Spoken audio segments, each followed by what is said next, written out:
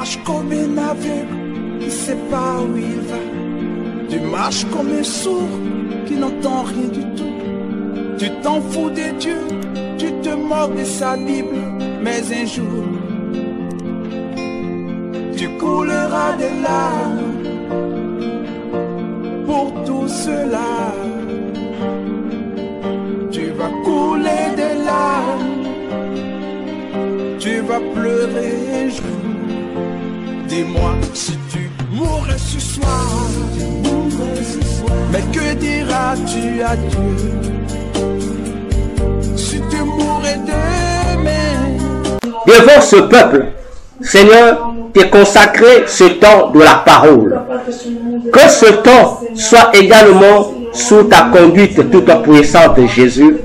Que ton esprit soit à l'œuvre une fois de plus, afin de nous conduire dans toute la vérité.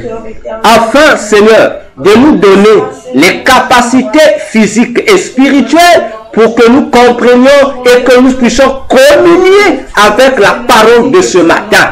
Seigneur Jésus, éloigne de nous tout désagrément, toute fatigue, toute distraction, toute lourdeur. Au nom de Jésus, nous soumettons, Jésus, entre tes mains tout dérangement et toute mauvaise influence de l'ennemi.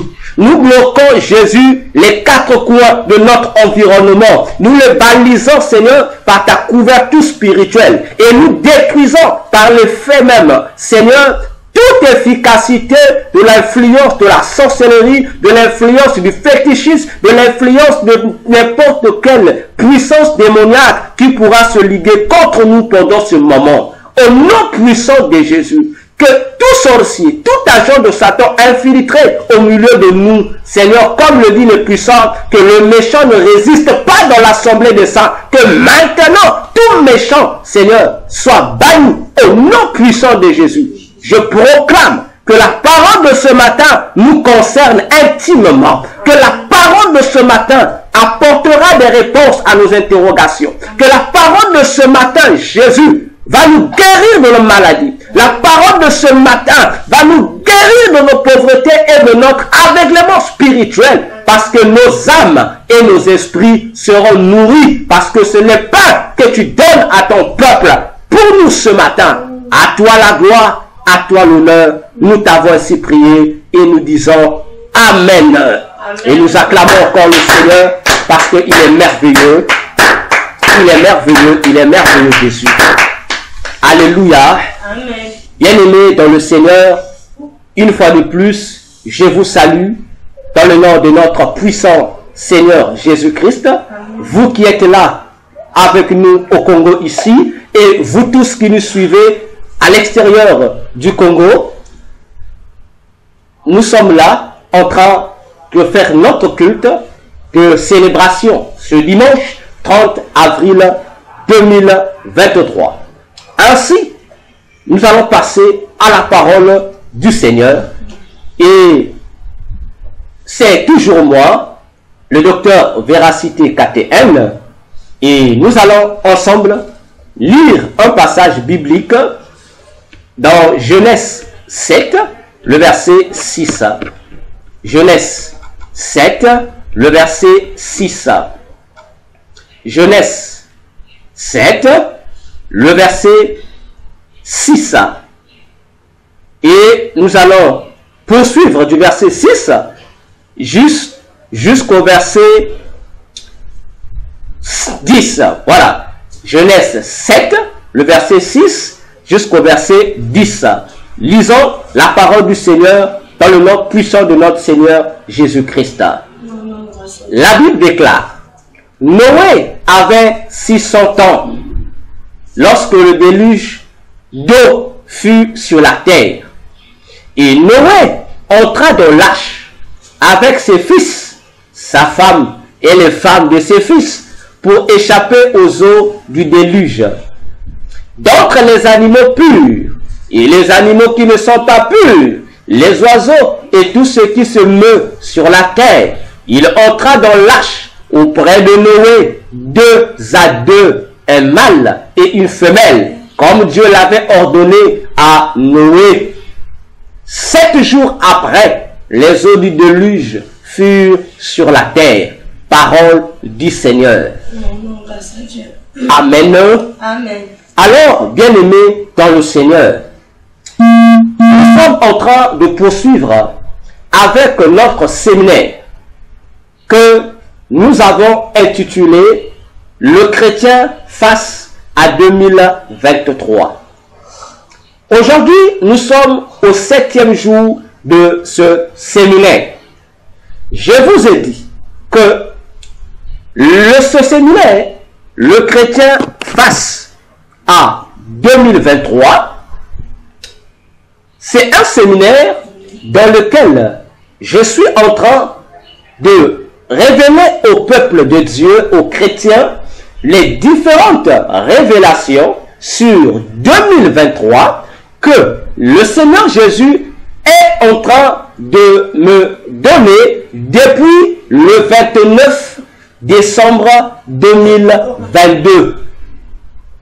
Il y a toute une série de révélations que le Seigneur me donne concernant 2023. Et parmi ces révélations, le Seigneur me parle beaucoup sur Noé. Ainsi, bien-aimés dans le Seigneur, nous allons poursuivre dans ce 7e jour du séminaire avec toujours Noé.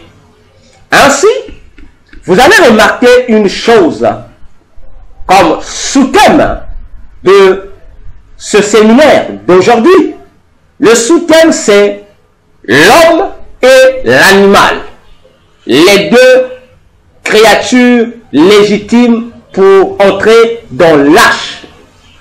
Je répète, notre sous-thème de ce matin, c'est l'homme et l'animal, les seules créatures éligibles dans l'arche de Noé.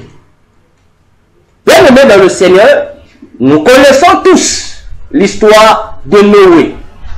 Ce qui a fait l'histoire de Noé, c'est pas parce que Noé était Noé, non, mais c'est parce que depuis sa naissance, Noé est un élément prophétique. Commençons par ses propres parents et ses propres ancêtres.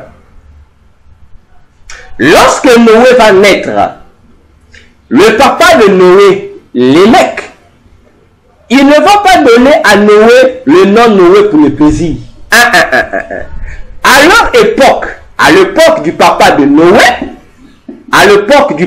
Noé, parce que jusqu'à à l'époque du papa de Noé, Adam et Ève étaient encore vivants. Adam est mort à l'âge de 930 ans. Lorsque vous étudiez Genèse 5, vous allez voir que la plupart des naissances qui sont arrivées, vous allez remarquer jusqu'à la naissance du papa de Noé, Adam était vivant. Parce que tout ce monde-là sont même morts. Certains des patriarches cités dans Genèse 5 sont morts, mais Adam était toujours vivant. Il n'y a que Noé qui n'a pas eu la grâce de voir Adam. Parce que lorsque Noé est né, Adam était déjà mort il y a presque, je crois, entre 30 ou 26 ans. Voyez-vous? Donc, pour vous dire que tout ce que Genèse décrit là, est né après tant d'années, Adam était là. Adam a vu ses petits-fils et ses petites-filles. Adam les a vus. Attention, attention. Ainsi, arrivé à l'époque où Noé devait naître, d'abord, je dirais même, peut-être quelques mois avant la naissance de Noé, pendant la période de la grossesse de Noé, la Bible dit déjà que les parents de Noé, ou la famille, les ancêtres de Noé, vivaient dans une période critique. Ils vivaient dans une période critique. Parce qu'il y avait tellement de souffrances, ils souffraient tellement trop, parce que à cette époque, d'après les mots du papa de Noé, d'après les propres mots du papa de Noé, qui explique que, à leur époque, le travail était devenu difficile. Donc, les conditions de travail devenaient de plus en plus difficiles, ce qui faisait que eux, ils n'avaient plus la liberté de jouir promptement des fruits de leurs travaux. Alors, les choses devenaient de plus en plus pénibles, de plus en plus compliquées. Ainsi, lorsque Noé va naître, Lémec, le papa de Noé, il va donc donner le nom à son enfant Noé, il va l'appeler Noé. Mais pourquoi l'appelle-t-il Noé? Lémec lui-même dira que il l'appelle Noé, c'est pour que cet enfant soit la solution à leur souffrance, la solution à leur dur labeur. Déjà, le nom Noé est toute une prophétie que le papa de Noé est. Ça veut dire, si le papa Noé dit, il doit être pour nous, ça veut dire que le papa de Noé, en donnant ce nom, lui, papa de Noé, et ses ancêtres qui étaient vivants à cette époque-là, étaient tous en commun accord, d'accord que Noé soit l'instrument par lequel eux vont trouver la solution à leurs difficultés. Ils vont donc dire, Noé sera la fin de nos souffrances et de nos pénibles travaux. Voyez-vous, c'est pourquoi on lui donne le nom Noé. Autrement dit, l'attribution du nom Noé à l'enfant de Lémec est toute une prophétie déjà que je considère comme étant un investissement que les parents de Noé ont fait. Ils ont investi Noé pour que Noé puisse les sauver plus tard. C'est pourquoi, à la naissance de Noé, Noé n'a pas porté la solution que eux attendaient. Et ils sont morts, parce qu'ils sont morts. Mais Noé, comme Noé avait été sémé pour apporter la paix, alors la famille ne meurt pas. Si les parents meurent, ça veut dire qu'il reste la descendance. Donc la famille continue. Or, si la vision des parents de Noé était que Noé soit la fin des souffrances de la famille, même si eux sont morts, la famille a continué avec Noé. Ainsi, Noé grandissant, Noé devenant responsable, devrait donc prendre sa responsabilité en main. Et je comprends pourquoi Dieu avait aussi vu à l'époque de Noé que les mêmes difficultés décriées par les ancêtres de Noé avaient atteint un niveau inimaginable, avaient atteint son comble. Et Genèse 6 le dit, le mal s'était multiplié sur la terre à tel point que les géants qui régnaient dans cette époque-là ne permettaient plus aux gens de jouir péniblement de leur travail. Alors, Noé étant déjà un investissement investi, sémé depuis longtemps, devrait donc entrer en exécution de ce à quoi lui, Noé, a été établi ou était né. Ici, j'ouvre une parenthèse. En ce qui concerne les noms et l'importance du nom. Le plus souvent, qu'est-ce qui arrive lorsque les parents mettent les enfants au monde? Les parents mettent les enfants au monde et se précipitent à donner des noms. Parmi les noms que les parents attribuent aux enfants, sachez d'abord quelles sont les motivations qui vous poussent à baptiser votre enfant ainsi. Connaissez d'abord, ayez d'abord cette connaissance sur les raisons, les motivations, les intentions qui te poussent, toi parent, à donner à ton enfant le nom que tu veux lui donner. Parce que les noms, je dis les noms que nous donnons à nos enfants ont aussi, je dis aussi, parce que il peut arriver que ce nom-là ne puisse pas avoir cette influence-là. Oui, mais sachez-le que il arrive aussi que le nom que nous donnons à nos enfants puisse avoir une influence qui viendra déterminer ce que sera la vie de notre enfant. Ok? Ainsi, bien-aimés dans le Seigneur, vous qui êtes parents et vous qui serez des parents, vous devez faire très attention à la manière dont vous donnez des noms aux enfants. Même, surtout, il y a des gens qui sont spécialisés de donner à leurs enfants les noms de la Bible. Parce qu'ils pensent que, comme ce nom se trouve dans la Bible, donc je dois donner ça à mon enfant. Avant de donner à ton enfant le nom d'un personnage biblique, fais attention. Parce que souvent les mamans aiment donner à leurs enfants le nom de Sarah.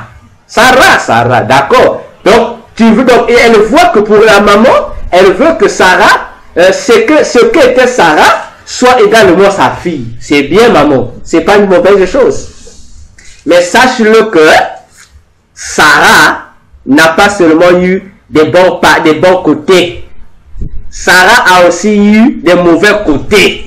Donc, en donnant à ton enfant le nom Sarah, pour que ton enfant soit Sarah, sache-le que si l'influence de Sarah se manifestait dans la vie de ton enfant, sache-le que si ton enfant, on l'épousait, et qu'après avoir épousé ton enfant, et que ton enfant soit elle-même l'autrice qui aide son mari à avoir des concubines et des deuxièmes femmes ou des deuxièmes bureaux comme on dit en Afrique, toi, la grand-mère ou toi, la maman, il ne faut pas te fâcher contre l'enfant. Il ne faut pas dire à l'enfant, tu es chrétienne, comment tu acceptais que ton mari puisse avoir un deuxième bureau? Mais parce que Sarah a accepté, non? Sarah a accepté d'avoir que son mari ait un deuxième bureau. Sarah a accepté. Donc, lorsque tu veux donner à ton enfant le nom d'un personnage biblique, ne le fais pas, comme on le dit chez nous, par le plaisir ou par enthousiasme. Non. Prends d'abord le soin d'étudier la vie du personnage et dans ta demande, associe Dieu dans cette attribution du nom. Dis à Dieu, Seigneur, au-delà de tout ce qu'a été ce personnage biblique, moi je veux que donner à mon enfant le nom Abraham. Mais je veux que pas tout ce qu'il y a en Abraham soit la vie de mon enfant. Non. Mais dans Abraham, il y a une chose qui me plaît. C'est telle caractéristique, c'est ce que je veux que mon enfant ait. Donc lorsque je vais appeler mon enfant Abraham, que je fasse automatiquement allusion aux critères que j'ai choisis dans la vie d'Abraham. Il y a même des parents qui donnent à leurs enfants le nom de Jésus. Parce qu'il dit Jésus. Mais nous avons même dans la vie de Jésus, voilà, ils étaient dans la Bible. Dans nos sociétés, on a des gens qui s'appellent Jésus. Mais c'est un grand bandit, c'est un grand dealer, c'est un gros sorcier, mais il s'appelle Jésus. Faites attention avec le nom. Le nom de Jésus, lorsque Gabriel a donné son parole de Jésus, Gabriel était précis. Il a dit, il s'appellera Jésus, parce que cet enfant va sauver son peuple. Voilà la signification du nom Jésus. Dieu sauve ou Dieu sauveur. Par rapport à la mission que Jésus devait faire. Maintenant, toi, tu donnes à ton enfant le nom Jésus. C'est par rapport à quoi? Surtout les noms composés que nous donnons aux enfants. Papa s'appelle Kali. Maman s'appelle Karine. On va coller. On va appeler... comment je vais appeler ça? Non, on va inverser. On va appeler... On dit ça, on donne... Kalirine. On dit voilà, Kalirine. On donne Kalirine. Bon, si on dit à l'enfant, ah, mais papa et maman, mais Karine signifie quoi? Papa dit seulement, non, c'est le nom des noms composés, les noms que nous avons composés entre ma femme et moi. D'accord? Mais la signification, qu'est-ce que signifie Karine, qu'est-ce que signifie Karine? Non, on ne sait pas. Ah! Attention. Avant de donner le nom composé à l'enfant, connaissez d'abord les significations des deux noms. Il faut que vous connaissiez les significations des deux noms, vous donner à l'enfant parce que, au cas où l'influence de ces noms-là pourront agir, que ça puisse bien agir dans le bon sens dans la vie des enfants. Sinon, vous allez chercher le malheur dans la vie de l'enfant loin, alors que le malheur ne se trouve que sur les noms. C'est pourquoi vous allez également remarquer ceci. Dans le domaine spirituel, il y a certains noms qui sont changés. Pourquoi? Même Dieu l'a fait. Dieu, lorsqu'il change le nom, le nouveau nom que la personne reçoit est en fonction d'une destinée que la personne doit accomplir. Attention. Jacob s'appelait Jacob, qui signifiait trompeur. Pourquoi? C'est par rapport à sa naissance. Il est déjà né avec un signe, une marque de tromperie. C'est pourquoi ses parents l'ont appelé Jacob. Lorsque Jacob a connu Dieu, Dieu plus tard va changer son nom. Dieu va l'appeler Israël, qui veut dire un vainqueur ou celui qui a lutté avec Dieu. Littéralement un vainqueur. Par rapport à quelque chose aussi. Voyez-vous? Et vous allez remarquer, l'apôtre Pierre, il ne s'appelait pas Pierre, hein? Il s'appelait Simon Céphas. C'est tout son nom. Simon Céphas. C'est Jésus qui lui baptise Pierre. C'est Jésus. Qui lui donne un surnom. Jésus l'appelle Pierre. Mais pourquoi? Pourquoi Jésus l'appelle Pierre? Il y a aussi d'autres personnes dans la Bible. Les fils de Zébédée. Jacques et son frère Jean. Jésus les a surnommés les fils de tonnerre. Ah, mais c'est Jésus qui les appelle ainsi. Alors, faisons attention. Vous allez remarquer un phénomène qui s'est produit pendant les périodes de la colonisation. Et le même phénomène continue. Ceux qui ont amené ce phénomène continuent. Lorsque les colons sont venus coloniser les Africains, qu'est-ce que les colons ont fait? Les colons ont ajusté dans la vie de chaque colonisé quelque chose. Ils ont ajouté ce que nous appelons prénom. Ce qu'on appelle prénom. Le prénom. Donc, nos noms. Voyez-vous? Ils ont ajouté le prénom dans nos noms. Parce que chaque individu a son nom. Vous voyez? Avec son nom seulement. Même dans la Bible. Vous verrez nulle part dans la Bible où on parle des prénoms. On parle que des noms. Le nom est tel. Il s'appelle Joseph. Fils de qui? D'un tel. Il s'appelle David. Fils de qui? D'un tel. Il s'appelle Jésus. Fils de qui? D'un tel. Donc son nom c'est son nom. L'affaire de prénom n'existait pas. Donc on avait que les noms et les surnoms. Voyez-vous? Maintenant, le colon, dans sa mission diabolique, a ajouté le prénom. Pourquoi on a ajouté le prénom? Vous pensez que les colonisateurs ont ajouté le prénom, autrement dit, les catholiques ont ajouté le prénom sur les noms des gens sur le plaisir? Non, ils savent ce qu'ils faisaient. Donc toi, si tu étais né Condé, ça c'est le nom que tes parents t'ont donné, Pierre Condé. Bon, lui, le catholicisme t'oblige. Il dit non. Ça c'est le nom de ton père. Nous aussi on te donne notre nom. Et quel est le nom qu'ils vont te donner? Ils vont choisir parmi leurs soi-disant saints et leurs soi-disant saintes de l'église catholique. On va prendre un nom, on va te dire, toi tu t'appelles Marguerite. On te colle ça. Alors on te colle le nom Marguerite. Donc maintenant on te dit même que le nom que tes parents t'ont donné là, on dit non. Ça vient après, mais on donne le vrai nom. Prénom.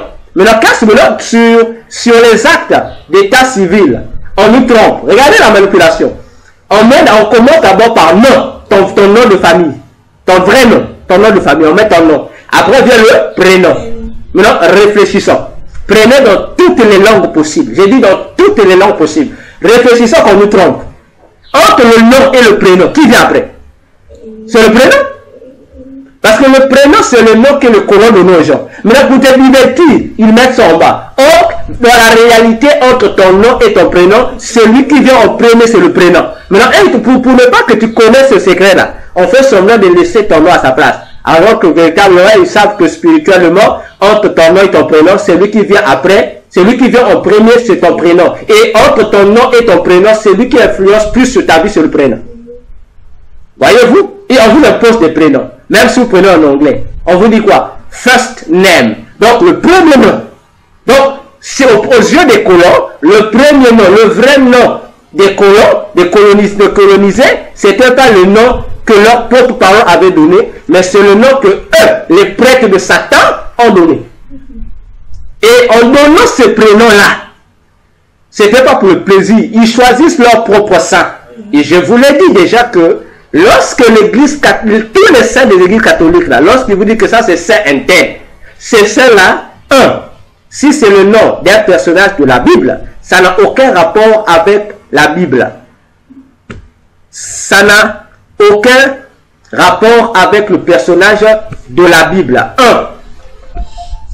Deuxièmement, si ce nom-là n'a aucun rapport avec le nom des personnages de la Bible, sachez que c'est les personnages des hommes. Dans les deux cas, que ce soit les noms des personnages de la Bible ou les noms des gens qui n'ont rien à voir avec la Bible, les noms que le colon, les prénoms que le colon donne là, de leur saint, je répète, les noms que le colon nous donne, les prénoms là, ce sont les prénoms de leur saint. Alors, même si ce saint a un nom biblique ou non biblique, sache que, je le dis encore, que tous ces noms n'ont aucun rapport avec les humains, ce sont des démons, des noms des démons qu'on donne aux gens. Alors, les colonisateurs, lorsqu'ils ont donné le nom prénom, ils nous ont donné leur prénom à eux, c'est vous dire, ils t'ont collé à un démon.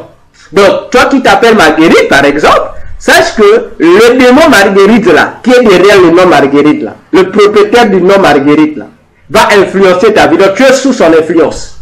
Voilà de quelle manière les colonisateurs ont eu à dérouter les destinées de plusieurs personnes à travers le mouvement de la colonisation. Donc, le souhait que ton papa avait donné, lui le colon, lorsqu'il il te fait, regardez comment il donnait les gens le nom, par le baptême. Il faut que tu reçois le baptême catholique, on te change de nom. En ajoutant le prénom. Or, c'est le prénom qui est ton véritable nom. Parce que ça vient avant le nom. Mais eux, pour nous tromper physiquement, ils laissent le nom en premier et le prénom vient après.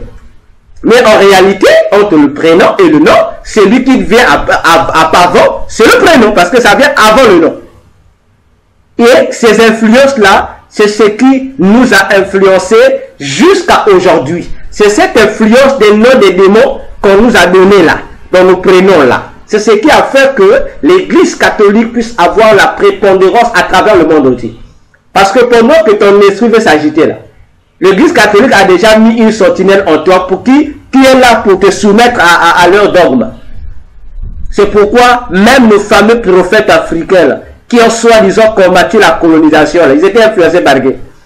Simon Kimangu là, il avait quel nom? Le nom Simon là, c'était quel nom? C'était son nom? Lui il est né Kimangu, on lui donne Simon. Et il est resté avec ce nom là, jusqu'à ce qu'il est mort. Mais pourquoi il avait jamais nié ça? Malgré qu'il fait semblant de lutter contre le blanc, lui aussi il est soumis à la puissance des soi-disant blancs qu'il combat.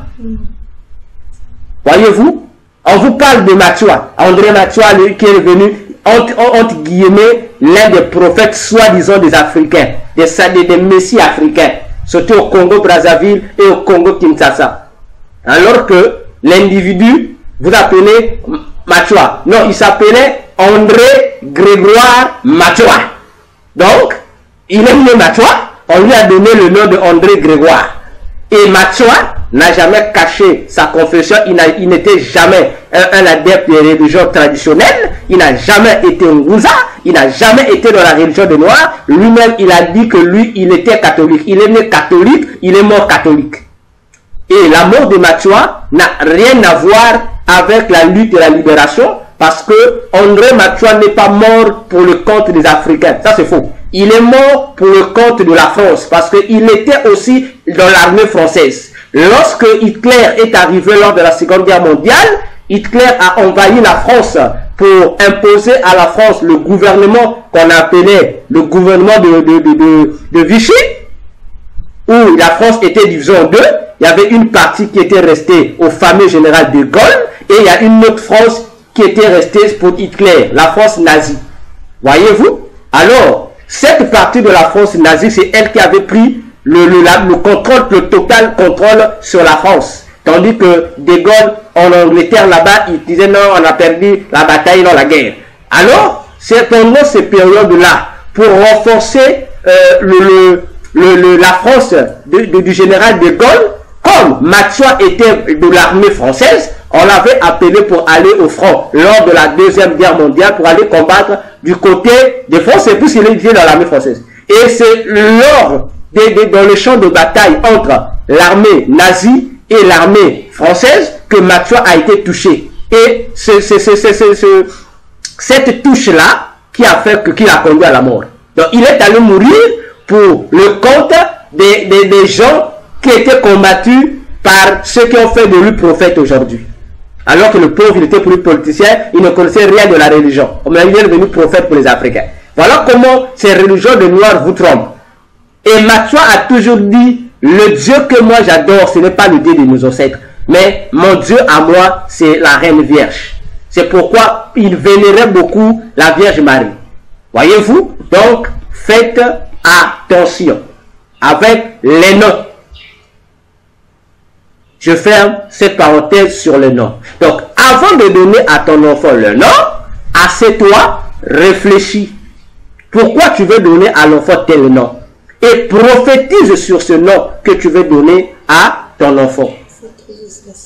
Prophétise le nom. Parce qu'en prophétisant le nom, tu sauras déterminer ou définir la signification du nom que tu donnes à l'enfant. Tu dis, Dieu, mon enfant va s'appeler un tel. Il ne faut pas te lever un bon matin. Dieu, mon enfant va s'appeler Rihanna.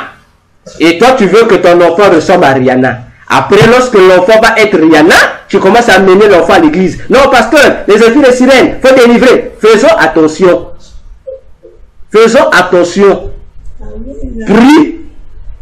Voilà pourquoi vous allez remarquer, dans l'ancien temps, les gens de l'ancien temps là, parce que les gens pas seulement en Afrique, même dans la Bible, vous voyez que les gens donnaient à leurs enfants les noms en rapport avec ce que eux ils pensaient, avec ou ce que eux ils subissaient. Ils donnent aux enfants le nom là. Voyez-vous? Je ferme la parenthèse. Alors, les mecs, les ancêtres de Noé, en donnant à Noé le nom Noé, ils avaient également une idée à l'esprit que Noé soit la source de paix que eux ils attendaient. Ainsi, lorsque eux ils sont morts, Noé devenu adulte devrait rentrer en exécution de la mission pour laquelle lui Noé a été baptisé Noé, qui signifie la paix ou le repos. Repos par rapport aux souffrances, aux difficultés de sa famille. Je rappelle, bien aimés, vous tous qui nous suivez dans ce culte, que nous sommes ici dans notre 7e jour du séminaire, le chrétien face à 2023. Et le sous-thème que nous partageons aujourd'hui, ce dimanche, dans ce culte, c'est l'homme, les créatures, l'homme et l'animal, les créatures éligibles dans l'arche de Noé. Et nous sommes en train d'expliquer le pourquoi de Noé.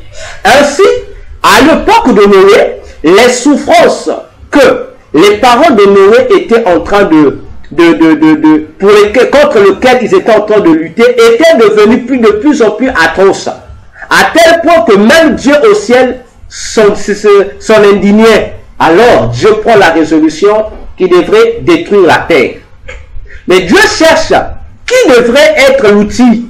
Et Dieu, en rentrant dans son agenda, dans ce livre de souvenirs, il a vérifié dans toutes les familles qui étaient à l'époque de Noé, s'il devait avoir quelqu'un qui devrait également avoir une destinée familiale correspondant aux intentions que lui, Dieu, voulait exécuter sur la terre. Dieu a cherché dans toutes les familles.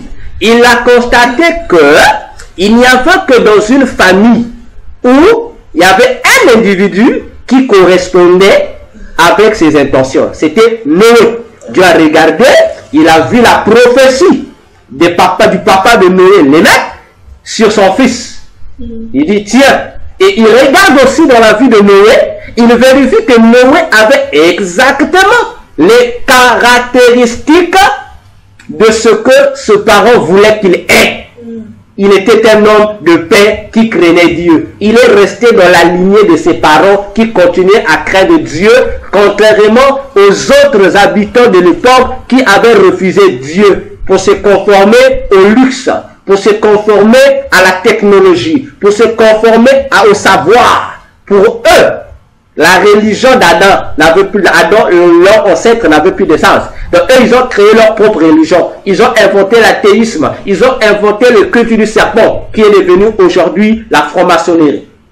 Alors, Dieu va donc prendre ses intentions et Dieu va les marier avec la mission de Noé. Et la Bible déclare, Dieu va dire à Noé, de tout le monde ici, il n'y a que toi que j'ai trouvé juste.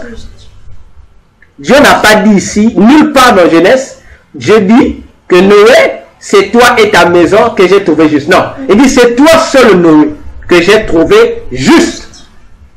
Donc, la justice de Noé a fait que même les enfants de Noé et leurs femmes et la femme de Noé puissent bénéficier de cette grâce de Dieu. C'est par Noé, pas par ses enfants. C'est Noé. J'ai dit bien, c'est Noé. Donc, c'est seul Noé qui était juste. Alors, la justice de Noé va donc couvrir l'injustice des autres personnes, autrement dit, des gens de sa maison. C'est pourquoi Noé va donc entrer en exécution. Au-delà de tout ce que Dieu va lui dire sur les dimensions de la construction, Dieu va dire à Noé concernant l'identité ou les critères des gens ou des créatures qui devraient entrer dans l'arche. Dieu dit, il y aura des humains et des animaux. Donc, ceux qui sont rentrés dans l'arche, il n'y a eu que les humains et il y a eu les animaux. Je répète, dans l'arche de Noé, ceux qui sont rentrés, on n'avait que les humains et les animaux. Les pierres ne sont pas rentrées. L'or n'est pas rentré. Quoi encore? L'argent n'est pas rentré. L'aluminium n'est pas rentré. Voyez-vous? Donc ceux qui sont rentrés vont être préservés. Tout ce qui est les inerties ne sont pas rentrés.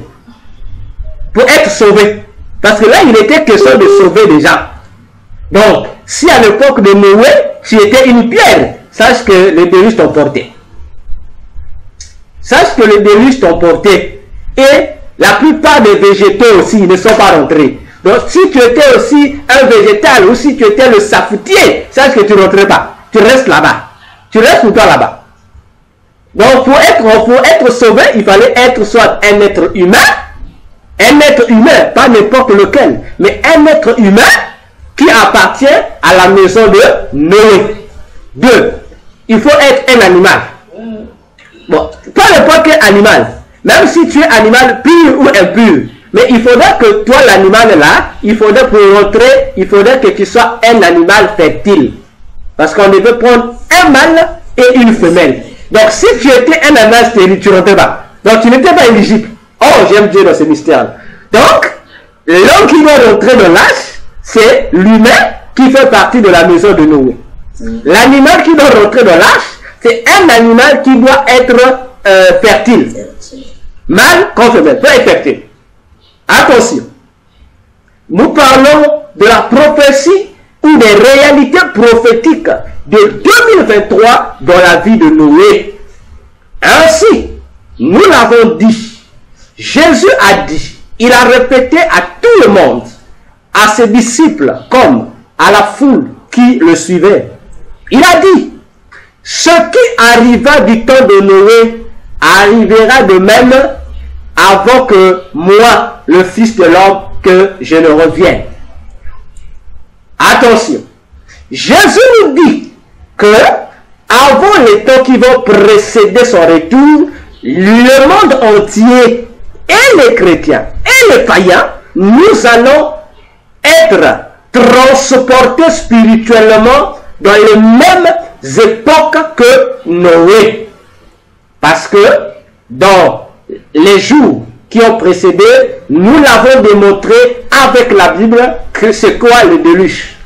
Ainsi, pour nous préserver du déluge qui est le jugement qui va s'abattre sur les habitants de la terre avant de les conduire à la mort spirituelle qui est la seconde mort, le feu éternel, le lac de feu et de soufre, où sera aussi jeté Satan et ses anges et tous ceux qui l'ont suivi dans cette rébellion. Sachez-le que il faut qu'il y ait ces événements-là. Mais pour que tu sois sauvé, il n'y a que deux identités. Il faut être un humain qui appartient à la maison de Noé, ou un animal mais qui est fertile. Attention. Attention. Noé, notre Noé à nous c'est Jésus. Nous l'avons démontré. Notre Noé c'est Jésus. Si Noé veut dire paix ou repos, Jésus aussi nous fait comprendre que parmi ces noms, il a aussi un nom qui s'appelle repos. C'est pourquoi il pouvait dire dans Matthieu 11, le verset 27 jusqu'au verset 28, il dit que moi aussi je donne le repos. Or, si nous repartons dans la déclaration de Lémec, père de Noé, c'est la même phrase qu'il avait dit. Noé devrait apporter le repos, c'est pourquoi on lui a appelé Noé. Si celui qui apporte le repos est appelé Noé, Jésus qui apporte le repos s'appelle aussi Noé. C'est pourquoi encore, je monte. Jésus disait encore dans Luc 4, le verset 7 jusqu'au verset 21, Jésus a dit, l'Esprit du Seigneur est sur moi. Tous les pour que Jésus cite là ont pour mission d'apporter la paix, d'apporter le repos à ceux qui en manquaient. Donc, Jésus est notre Noé du siècle présent, c'est Jésus. Si Jésus est notre Noé du siècle présent, ça veut dire que Jésus aussi a bâti son arche qui est là. Or, l'arche de Jésus, pour comprendre c'est quoi l'arche de Jésus, il faut seulement parcourir l'arche de Noé. L'arche de Noé, c'était, on va appeler ça, un grand bateau, un bateau qui devait se faire avec le bois de Gosher, et ce bois-là devait être bien fabriqué. C'est un bois. Je ne dis pas Noé de mettre de l'or. Non, c'est un bois. À l'intérieur, l'arche devait être séparée en 3 compartiments, d'après un ordre superposé. Revenons. L'église, l'apôtre Paul dit aussi que l'église, c'est l'ensemble des chrétiens, l'ensemble des rachetés. Or, pour qu'il y ait arche, il a fallu à Noé de faire un jumelage, un assemblage de plusieurs morceaux de bois pour que l'arche soit construite plutôt. De même manière aussi, pour que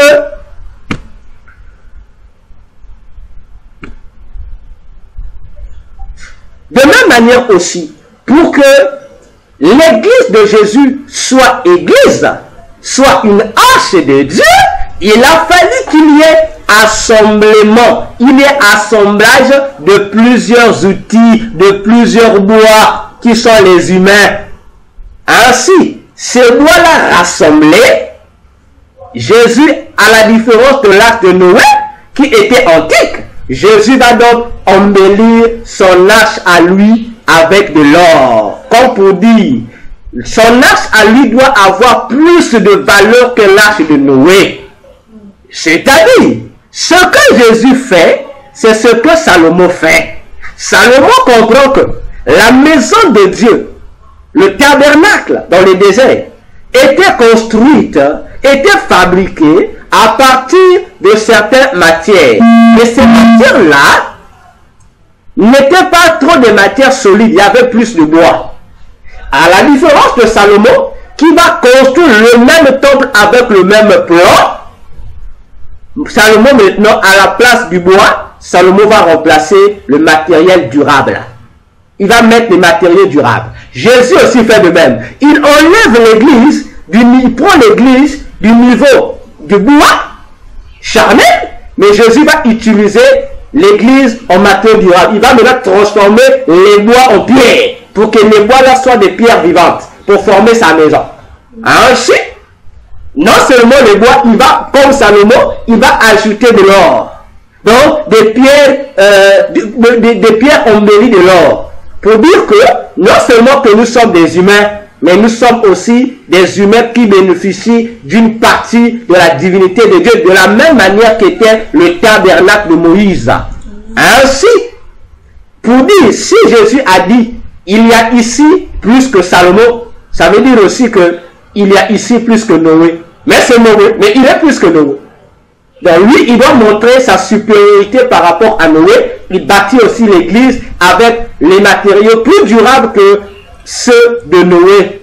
Et l'assemblage des saints forme l'assemblée de Dieu, l'arche de Dieu, qui est en un mot l'église. Donc, si notre Noé c'est Jésus, l'église est aussi l'arche de Jésus. Autrement dit, l'arche du Noé moderne. Ainsi, qui doit rentrer dans l'arche? Il faut qu'il y ait des humains d'abord, qui doivent appartenir à la famille de Noé, parce que c'est la justice, ou bien la justification de Noé qui entraîne aussi la justification des gens de la maison de Noé. Or, la justification de Jésus, par sa mort sur la croix, entraîne en même temps la justification de tous ceux qui acceptent de devenir un avec Jésus.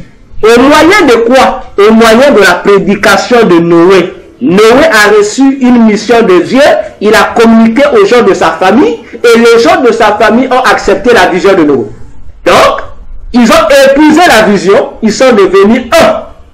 C'est pourquoi Dieu ne voyait plus les enfants de Noé, ni sa femme, ni les femmes des fils de Noé, mais Dieu voyait Noé uniquement. De même aussi nous, Jésus nous a apporté le même message que Noé. Répondez-vous parce que le déluge va bientôt tomber. Attention, ceux qui ont accepté le message de Jésus, ils deviennent automatiquement les gens de la maison de Jésus, autrement appelés les chrétiens. Parce que les gens nous disent aujourd'hui dans le monde que Jésus ne connaît pas les chrétiens. Ça c'est faux. Je ferai toute une prédication pour ça. C'est un mensonge. Parce que le nom chrétien qui a été donné aux disciples de Jésus dans Acte 11, le verset 26, les gens d'Antioche n'ont pas donné ça pour le plaisir. Au contraire, ils ont simplement, c'est eux qui ont qualifié. Ils ont qualifié ce que eux ils voyaient là. C'est eux qui ont qualifié. La qualification que les disciples n'avaient pas. Parce que, que veut dire Christos? Le qui devient en français chrétien. Ça veut simplement dire, ça veut dire en grec, simplement, les petits Jésus. En bon français, les gens qui se ressemblent à Jésus. Mais dites-moi, avant cette appellation-là, les disciples les appelaient comment? C'était pas les disciples de Jésus? Mais par rapport à quoi ils appelaient les disciples de Jésus? Et Jésus a dit que vous devez être moi, vous devez être comme moi, vous devez faire comme moi. Et d'ailleurs, Paul l'a dit. L'apôtre Paul l'a dit. Soyez mes imitateurs comme je suis moi-même imitateur de Jésus. Et il dit encore plus loin, imiter Dieu. Et l'apôtre Jean l'a dit dans ses épîtres. Celui qui veut appartenir à Jésus doit marcher comme Jésus même a marché. Donc, les gens d'Antioche n'ont pas inventé le mot. Ils ont seulement aidé les chrétiens à mettre les mots qu'il faut à la place qu'il faut. Parce que les disciples, nous sommes les disciples de Jésus. Maintenant, ils ont expliqué la grammaire aux disciples de Jésus. Que les disciples de Jésus, on doit vous appeler donc les petits Jésus. Donc, Jésus connaissait le mot chrétien. C'est pourquoi l'apôtre Pierre a repris ça. Il a dit que vous êtes les chrétiens. Si Pierre savait que le nom chrétien, c'était pas pour les chrétiens, il n'allait pas appeler les chrétiens chrétiens. Parce que la pensée des gens d'Antioche était conforme à la pensée de Dieu. Voyez-vous? Ainsi, tous ceux qui deviennent chrétiens, ils deviennent un avec Jésus. Comme nous devenons un avec Jésus, Dieu ne nous voit plus. Dieu ne voit plus nos injustices. Dieu ne voit plus notre état d'homme pécheur. Mais Dieu nous voit seulement dans la peau de Jésus. Donc Dieu voit que nous sommes Jésus. Parce que nous nous identifions à Jésus. C'est pourquoi on dit même que en acceptant Jésus comme Seigneur et Sauveur de notre vie, nous sommes crucifiés avec Jésus et nous sommes ressuscités avec lui. C'est un mystère. Alors, donc, l'Église est bellement bien l'arche de Jésus. Alors, qui doit rentrer dans l'arche? Pour rentrer dans l'arche, afin d'être sauvé du déluge, du jugement, il faut être soit un l'homme de la maison de Noé, autrement dit, il faut être chrétien, ou il faut être un animal chrétien, mais mâle, un animal chrétien, mais fertile. Alors, que représentent les humains qui sont rentrés dans l'arche? Que représentent les animaux fertiles qui sont rentrés dans l'arche en notre époque, en notre temps, en cette année 2023 et dans les années qui vont suivre après 2023. Pour comprendre l'identification des humains et des animaux de l'arche, nous allons répartir dans l'Ancien Testament. Parce que la Bible nous dit, par l'apôtre Paul, dans 1 Corinthiens 10, il dit que il nous retrace l'histoire d'Israël pendant le désert. Il nous retrace cette historique-là. Et l'apôtre Paul dit quelque chose d'important. Il nous dit que les choses de l'Ancien Testament ont été écrites plutôt. Il dit, c'est pour nous, que ces choses-là ont été écrites. Pour nous. Donc nous, les hommes d'aujourd'hui, nous les chrétiens d'aujourd'hui, ces choses-là, donc tous les événements qu'Israël a eu à vivre pendant son pèlerinage dans le désert, Paul dit, Dieu avait inspiré ça à Moïse. C'était pas pour Israël, c'était pas pour les Juifs, mais c'était pour les chrétiens. Pour nous, qui devrait être l'église de Jésus. Et il ajoute, il dit, c'est pour nous servir d'exemple là. Donc, le miroir de l'église, c'est l'Ancien Testament. C'est notre miroir. Ainsi, lorsque nous rentrons dans cette partie de l'histoire d'Israël, vous allez remarquer une chose. Les gens qui ont eu accès à la maison de Dieu, les gens qui ont eu accès à la maison de Dieu, à la terre promise de Dieu, appelée Canaan, toute la vague des gens qui sont sortis de l'Égypte, parmi toute cette génération-là, il n'y a eu que 2 personnes qui ont eu accès dans la nouvelle dans Canaan. Et toute la nouvelle génération qui est rentrée là-bas, c'est une nouvelle génération qui est née dans le désert pendant le pèlerinage. Et la Bible dit que les nouvelles générations-là étaient tous sous la couverture de Josué et de Caleb. Pourquoi? Parce que Josué et Caleb sont les deux personnes de la génération d'Égypte qui sont rentrés à Canaan. Donc Dieu, lorsque Dieu voyait désormais Israël, après l'avoir éliminé toute la génération qui est sortie de l'Égypte, il est resté que Josué et Caleb, que Dieu considérait désormais comme les nouveaux pères de la nouvelle nation. Donc comme les nouveaux Noé. Et tous ceux qui naissaient après eux, ils étaient couverts par Josué et Caleb. Attention, je dis attention à la prophétie de Dieu 2020, le chrétien face à 2023. Nous sommes à l'époque de Noé. Pour rentrer dans l'arche de Jésus, le Noé moderne, si tu n'es pas Josué, si tu n'es pas Caleb, tu ne rentres pas. Parce que Josué nous rappelle l'humain qui est rentré dans l'arche de Noé. Caleb nous rappelle l'animal qui est rentré, l'animal fertile qui est rentré dans l'arche de Noé. Pourquoi? Alors, Josué veut dire Dieu sauveur ou Dieu sauve. Autrement dit, c'est lui qui sauve en vertu de Ésaïe 35, du verset 1 au verset 6. Dieu nous donne encore une autre définition du mot sauveur. Dieu dit, dites à ceux qui souffrent, à ceux qui ont l'amertume dans le cœur, aux aveugles, aux boiteux, que moi je viens pour les sauver. Or, mais si celui qui a la souffrance, on doit le sauver de quoi? Son salut, donc c'est la paix qu'on va lui donner, c'est le repos. Donc, Josué, qui veut dire sauveur, nous traduit aussi l'esprit du repos.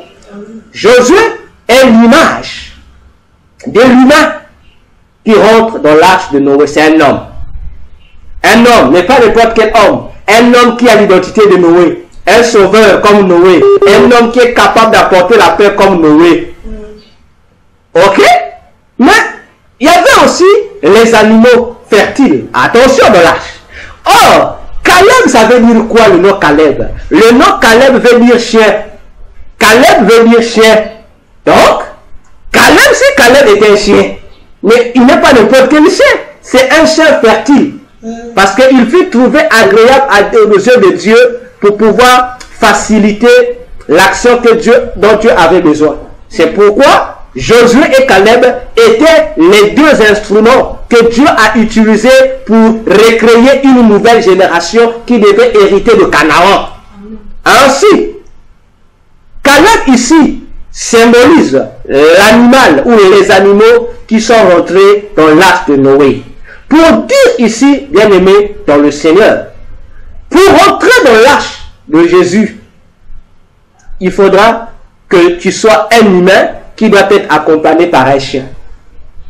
Pour entrer dans l'arche de Noé, pour bien vivre cette année 2023 en Jésus, pour être là conservé dans l'arche en cette année 2023, bien aimé dans le Seigneur, je vous dis, vous devrez être un homme, un être humain, mais accompagné d'un chien. Vous devez être Josué, mais Josué doit être accompagné de son Caleb. Donc toi, chrétien, il faut que tu sois accompagné de ton chien. Si tu n'as pas le chien à tes côtés, Noé ne va pas te permettre d'entrer dans l'arche. Parce qu'il faudrait que tu viennes avec le chien. Il faudrait qu'il y ait des animaux dans l'arche et des humains. Attention avec la prophétie de 2023. Que représente le chien ici ou les animaux fertiles ici? Nous allons lire un passage. Nous allons lire Ésaïe 56, le verset 10 au verset 11. Ésaïe 56, verset 10 au verset 11. Que nous dit la Bible? La Bible dit ceci. Ces gardiens sont tous aveugles, sans intelligence.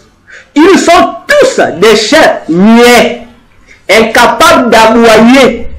Ils sont des rêveries, se tiennent couchés, aiment à sommeiller.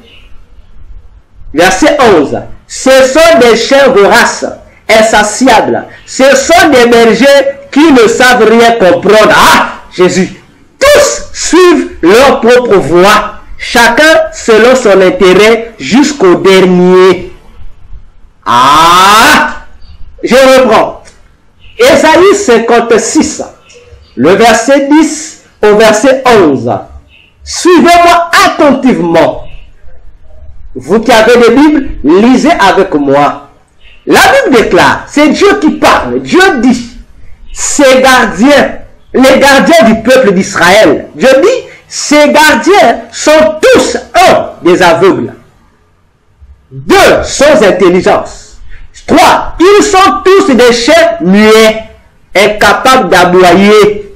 Ils ont des rêveries, se tiennent couchés, aiment à sommeiller. Et ce sont des chiens voraces, insatiables. Ce sont des bergers qui ne savent rien comprendre. Tous suivent leur propre voie, chacun selon son intérêt, jusqu'au dernier, Prenez Ésaïe 56, verset 10 à 11, comparez ça à ce qui s'est passé à l'époque de Noé. Vous allez remarquer, Jésus avait dit les mêmes critères.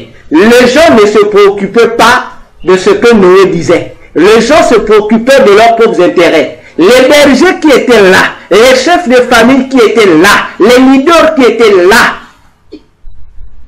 c'était des bergers qui ne savaient rien. Ils ne te doutaient de rien. Donc, les événements prophétiques qui devraient arriver, pour eux, ils étaient insensibles. Ils ne connaissaient rien.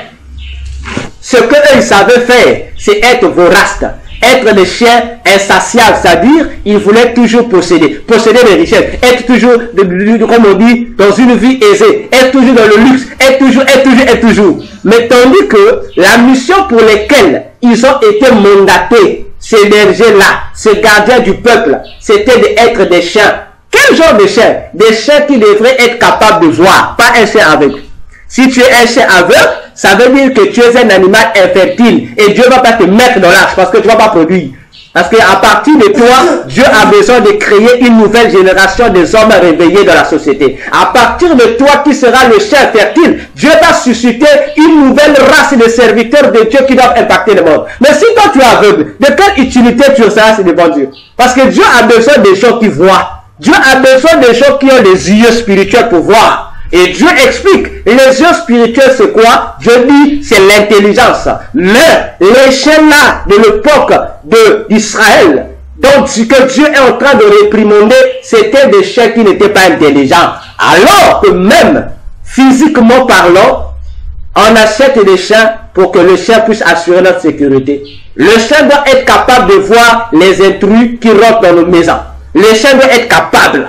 Le chien doit avoir des yeux, il ne doit pas être aveugle. 2. Ce chien doit être intelligent parce que l'intelligence qu'a un chien, c'est quoi? Lorsque le chien sent qu'il y a un étranger ou il y a quelque chose de louche qui se passe dans l'environnement où il a été établi pour assurer la sécurité, le chien automatiquement va commencer à aboyer. Le chien ne sera pas muet. Mais Dieu dit ici, les bergers ici étaient des chiens muets. Ils voient, puisqu'ils sont aveugles, ça veut dire qu'ils ne voyaient pas les dangers, pendant qu'il y avait les dangers, mais eux ne voient pas les dangers. Mais qu'est-ce qu'on veut voir? Donc pour eux, comme ils ne voient pas, comme ils ne peuvent pas sortir l'état spirituel de 2023, les pasteurs des églises ne sont pas capables de dire aux églises, de dire à leurs brebis, de dire aux gens que Jésus leur a soumis pour gérer, de leur dire la température de 2023. Ils ne peuvent pas dire quelle est la température spirituelle de 2023. Automatiquement, ils ne peuvent pas aboyer. C'est pourquoi dans les églises aujourd'hui, le message sur la sensibilisation du retour de Jésus n'est plus dans la bouche des bergers des églises. À la place, il faut, comme ils sont des chiens voraces, ils prêchent aux gens d'amasser beaucoup, d'être riches. On dit non, voyez les difficultés que se passent dans le monde. Donc il faut amasser beaucoup de biens. Il faut faire l'économie. Donc on oriente les gens vers l'économie. On oriente les familles vers la sauvegarde des biens matériels. On oriente les maisons. On oriente les chrétiens à quoi? À savoir conserver les biens terrestres. Au lieu de dire aux chrétiens, vous avez trop pris soin de la chair. Maintenant, depuis 2023, où l'alarme pour l'enlèvement de l'église a repris ses fonctions, vous devez vous préparer pour rencontrer Jésus. Vous devez vous préparer pour la rencontre de Jésus. Maintenant, on nous recommande de nous préparer aux choses terrestres, de plaire à la chair. C'est pourquoi rentrer dans les églises. Écoutez les prédications qu'on nous prêche aujourd'hui dans les églises. On commence à vous prêcher la morale. On commence à vous prêcher l'hygiène dans l'église. On commence à vous prêcher le renforcement des capacités intellectuelles. Comment faire pour être riche? Voilà les 7 principes pour être riche. Frères et sœurs, avec tes principes-là, et ta richesse, et tes tactiques pour être riche, et tes tactiques pour être un véritable économe, tu vas te retrouver en enfer, tu vas rater l'enlèvement de l'église. Parce que pour rentrer dans l'âge de Noé, on n'avait pas besoin de toi. C'est Dieu lui-même qui avait dit à Noé que lui, Dieu, devrait préparer la provision qui devait servir de nourriture aux gens dans l'âge. Donc, frère, sœur, toi qui m'écoutes, je te dis ceci. Préoccupe-toi à nourrir ton homme intérieur. Préoccupe-toi à disposer ton esprit à être léger le jour où la trompette de Dieu sonnera pour enlever les saints de la terre. Parce que si ton esprit est lourd, sache que tu ne monteras pas à l'enlèvement de l'église. Même si ton pasteur te dit, moi, il ne va pas rentrer lui-même parce qu'il est conscient que son esprit est alourdi. Parce que lui, ton pasteur, lui, ton berger, il est un chien qui aime dormir. Il est un chien qui aime seulement beaucoup manger, se rassasier. Or, dans Luc 21, Jésus disait aux disciples, attention aux excès de table et du bois. Que vos yeux ne s'apaisantissent pas à cause de la nourriture, frères et sœurs. La nourriture qu'on vous donne va vous apaisantir. Ça va vous rendre aveugle. Et l'aveuglement va vous rendre lourd. Et vous n'aurez pas la capacité de marcher, d'aller à la rencontre de l'époux. Parce que on vous nourrit mal. Voilà la signification du chien. Donc, pour entrer dans l'arche, il faut être un animal fertile. Il faut avoir à tes côtés, toi l'humain qui veut rentrer dans l'arche.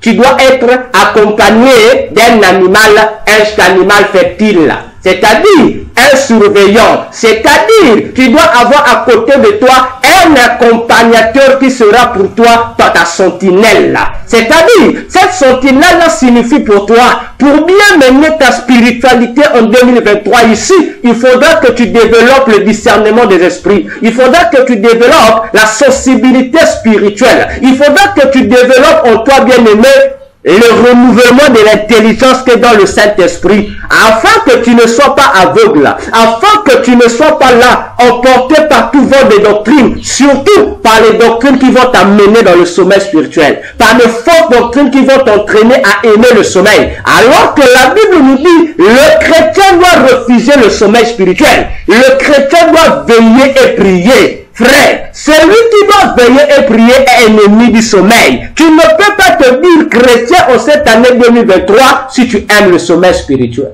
Tu ne peux pas te dire chrétien en 2023 si toi tu es aveugle spirituellement. Tu ne peux pas te dire chrétien en 2023 si toi tu es un chat qui ne sait pas aboyer. Si tu n'as pas le ciel à côté de toi, ces capacités spirituelles qui doivent t'accompagner, comme Josué, pour que tu rentres à Canaan, sache que tu n'auras pas accès au ciel. Tu vas rester sur la terre. Parce que Dieu va te dire, tu es un mauvais chien, tu es une mauvaise sentinelle. Au lieu de te préoccuper à chercher le bon chien, toi tu cherches seulement le chien là, qui t'amène là où il y a les bénédictions. Parce que tu dis, je suis devant une difficulté devant moi. J'ai besoin d'argent, mon frère. Je ne refuse pas. Entre l'argent physique et l'argent spirituel, qu'est-ce qui te convient? Attention, Jésus disait dans Luc 12, il s'agit dit, la vie de l'homme ne se trouve pas dans ses biens. Attention, nous ne sommes plus là à l'époque où les gens doivent être là, courir derrière l'argent, derrière les biens physiques. Cherche d'abord à préparer ta spiritualité. Veille tous les jours. Que ton chien soit pas... Il faut voir chaque matin tu te réveilles. Comment est ton chien? Il est aveugle ou il voit? Est-ce qu'il a voix? Est-ce que... Il faut toujours vérifier ton chien là. Ce côté de toi, cette partie de ta vie spirituelle, il faut vérifier ça. Sinon, tu vas te réveiller un matin, le chien n'a pas aboyé. Alors tu te retrouves déjà, le voleur est venu, t'a volé les parties. Mais le chien n'a pas réagi. Attention. Attention. Voilà, bien aimés dans le Seigneur, nous sommes presque à la fin de cette prédication de ce matin, ce que signifie ton chien. Ainsi, nous allons lire un autre passage. Matthieu 25, verset 1 à 3. Matthieu 25, verset 1 au verset 3. Qu'est-ce que Jésus nous dit? Jésus dit, alors, le royaume des cieux sera semblable à 10 vierges qui, ayant pris leur lampe, allèrent à la rencontre de l'époux. Ah! 5 d'entre elles étaient folles et 5 sages.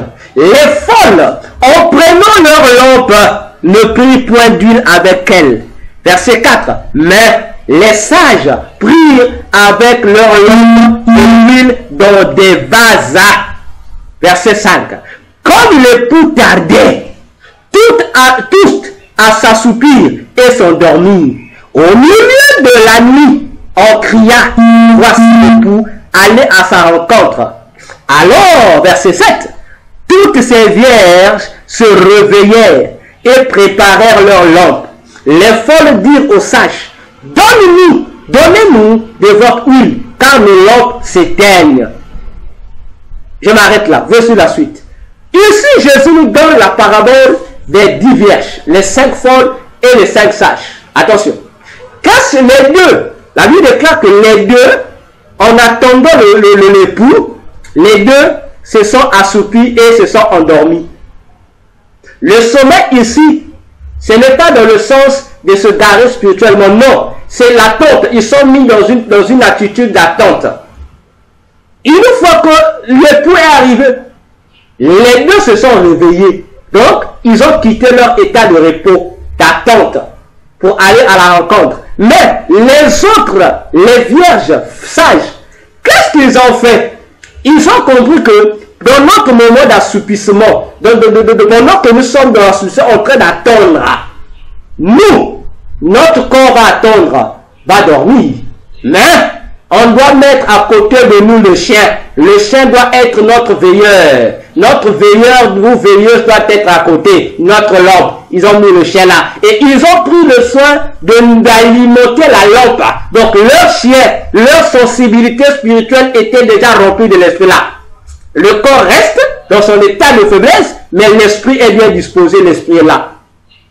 Une fois que le crédit, voici le pouls, ils se sont réveillés. La lampe était toujours allumée parce que la lampe avait déjà une bonne contenance d'huile qui devait empêcher à la lampe de s'éteindre. Mais les vierges folles n'avaient pas pris le soin de préparer l'huile. Et lorsque on dit qu'il fallait aller à la rencontre de l'époux, ils ont vérifié que leur lampe était en train de s'éteindre parce que l'huile n'était plus. Ces deux vierges nous préviennent également qu'en 2023, faisons attention. Vérifie si ta lampe a encore l'huile. Ta lampe, c'est l'état de ton esprit. L'huile, c'est le Saint-Esprit. Vérifie si le Saint-Esprit est toujours en abondance dans ton esprit. Vérifie si dans ta communion avec le Saint-Esprit, si cette communion est toujours intacte ou la communion a des fissures. Parce que si ta communion avec le Saint-Esprit a des fissures, je t'apprends que cette communion va commencer à s'éloigner de plus en plus jusqu'au point où tu vas tomber dans l'extension, il n'y aura plus de communication. Pendant que tu es là, avant qu'on écrive voici le pouls, c'est le moment pour toi de renforcer la relation avec avec le Saint-Esprit. C'est le moment pour toi de te reconnecter, de reconnecter les désirs de ton esprit à ceux du Saint-Esprit. Ce n'est pas le moment de laisser ton esprit être des divagations dans les soucis du siècle présent. Non. Au lieu de passer ton temps à devenir un philosophe, philosophant sur les soucis que tu traverses, sur tes problèmes, sur l'avenir. Ce n'est pas à toi de penser à l'avenir. Toi, conçois tes projets pour l'avenir. Donne à Jésus. C'est à Jésus de concrétiser ton avenir. Parce que Jésus est ta vie. Il a dit, je donne ma vie aux brebis en abondance pour que mes brebis aient la vie en abondance.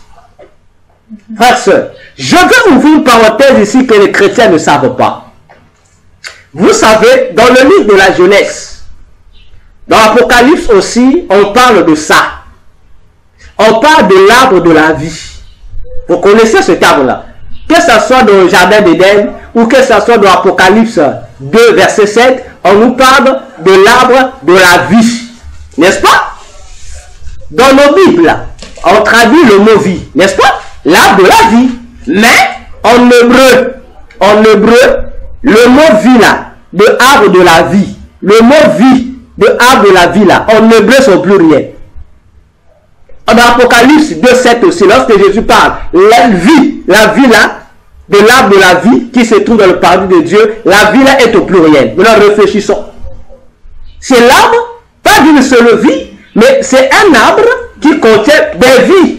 Mais ces vies là, pour quelle affaire? On comprend pourquoi Jean-Baptiste disait que les brebis aient la vie en abondance. Donc, dans une seule vie de Jésus, nous retrouvons plusieurs vies correspondant aux solutions de tout ce dont nous avons besoin. Donc, ce n'est pas à toi de penser à l'avenir, ni à l'avenir de tes enfants. C'est à toi de concevoir cet avenir-là, de prendre la conception, de donner à Jésus qui doit exécuter ça.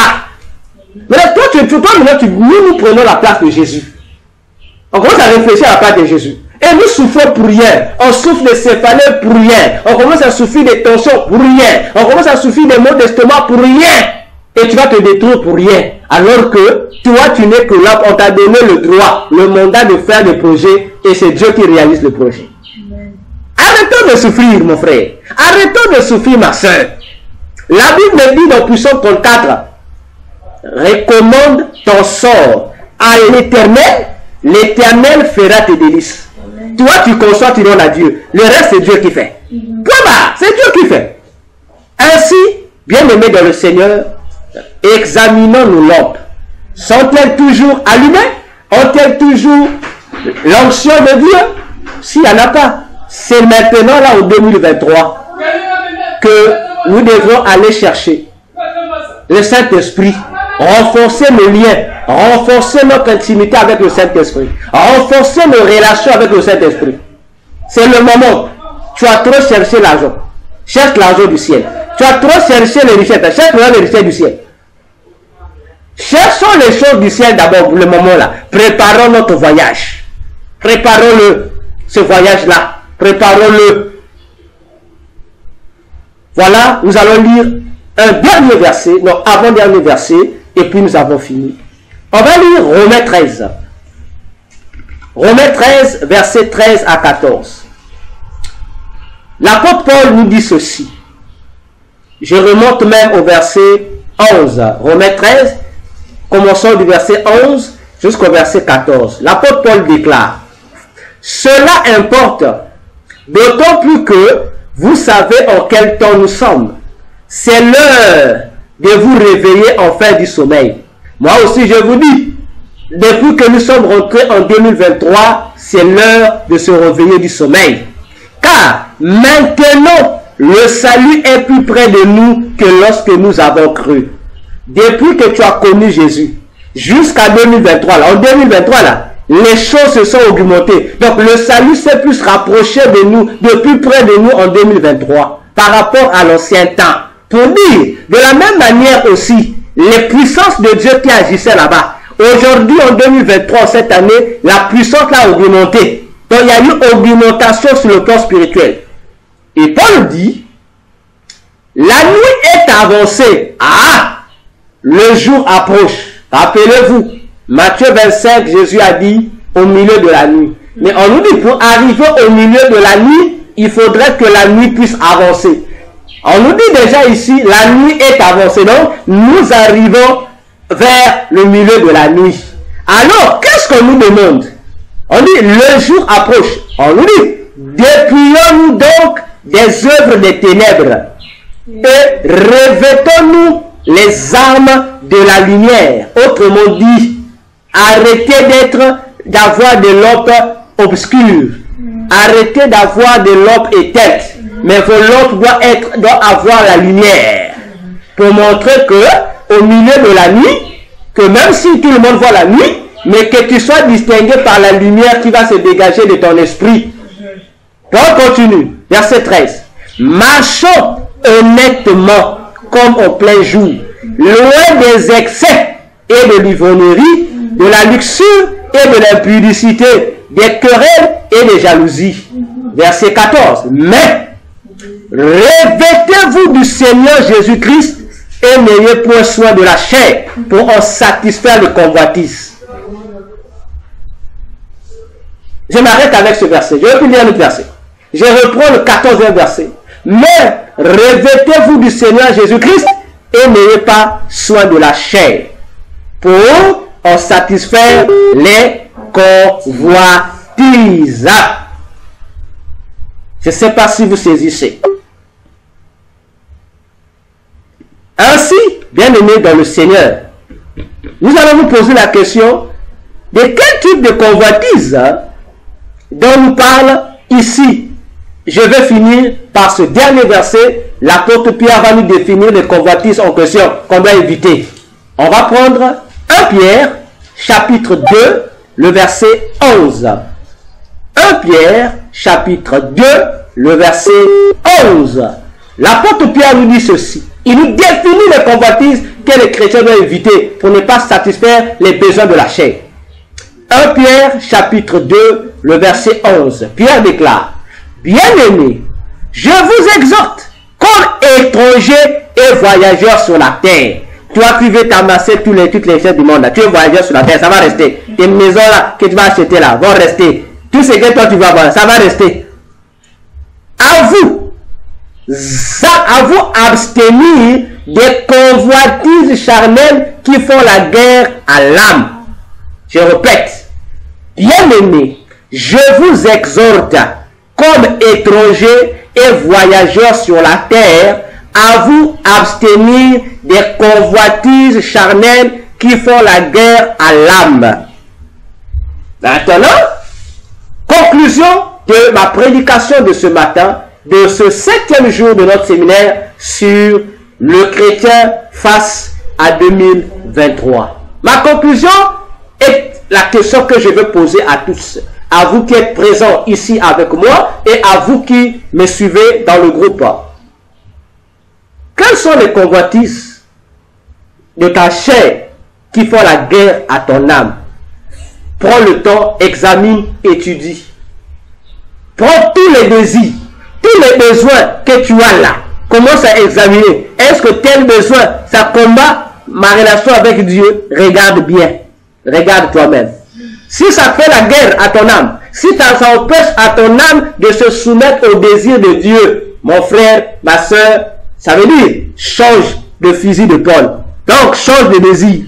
Amène ta chair à se passionner des choses d'en haut, d'où Jésus est assis à la droite de Dieu comme Seigneur, Sauveur, comme Roi, comme notre avocat. Que Dieu vous bénisse pour ce message. Ainsi, nous allons encore nous incliner, nous allons dire merci à Jésus pour ce message de ce matin dans ce culte. Élevons nos voix, bénissons le Seigneur, prions notre Dieu. Seigneur, je viens bénir encore ce message que tu nous as donné dans ce 7e jour de notre séminaire, Seigneur. Merci, car tu nous as éveillés davantage. Merci, parce que tu nous as parlé, tu nous as sensibilisés, de prendre conscience de ce temps que nous sommes en train de passer, 2023. Seigneur, maintenant que nous avons écouté ta parole, que le Saint-Esprit nous aide à la mettre en application. Que le Saint-Esprit puisse imprimer cette parole dans notre vie. Que cette parole soit comptée parmi notre ligne de conduite.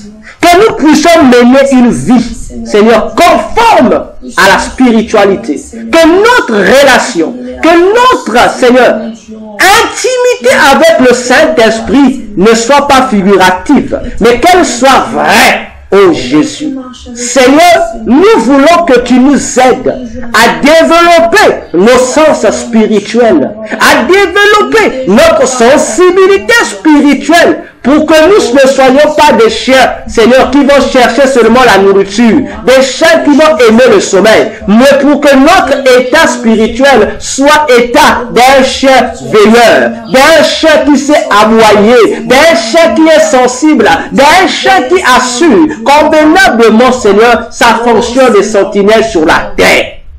Seigneur, en ce temps, en 2023, où les péchés ne font que, Seigneur, se développer, où la tiédeur spirituelle ne font que gagner l'église, ne font que le chemin spirituel, ne fait que coloniser le sang.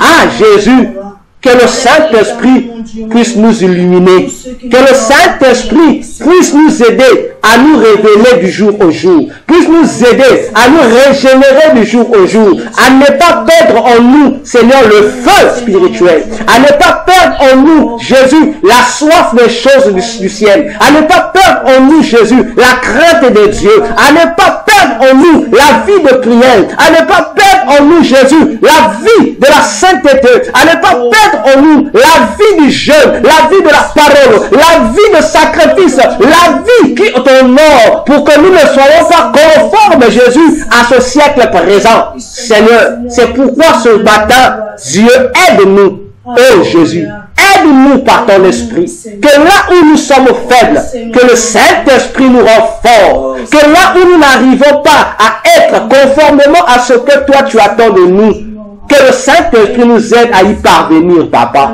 Que le sommeil spirituel soit loin de nous. Que les excès soient loin de nous, Jésus. Que tout ce qui encombre notre esprit soit loin de nous ce matin. Nous voulons que plus rien ne fasse la guerre à notre âme. Qu'aucun désir de la chair ne puisse faire la guerre à notre âme. Seigneur, nous refusons cela. Nous voulons que notre âme puisse croître convenablement, Seigneur, parce que c'est au dépend de notre état d'âme, Seigneur, que nous serons enlevés ou ne pas enlevés. Que l'honneur et la gloire te soient rendus. Merci Jésus. Nous disons Amen et nous acclamons le Seigneur notre Dieu. Alors, nous sommes à la fin de notre culte de ce matin. Et pour les offrandes, vous pouvez les mettre là.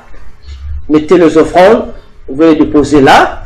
Alors, nous rappelons nos programmes de prière que lundi, demain, nous avons notre intercession comme d'habitude à partir de 18 h, mardi et jeudi, 17 h, à partir de 17 h, sinon 18h30, nous avons nos cultes de semaine.